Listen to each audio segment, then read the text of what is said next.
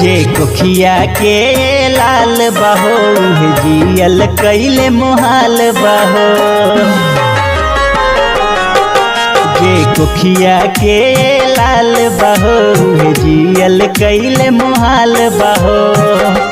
आपन रहे जे बेगाना भइल बा, आपन रहे जे बेगाना भइल बा।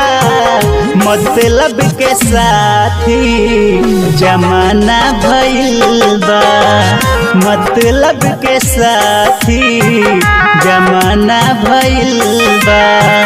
बचपन के भूलिया पुराना गइल बा, मतलब के साथी जमाना भइल बा, मतलब के साथी जमाना भइल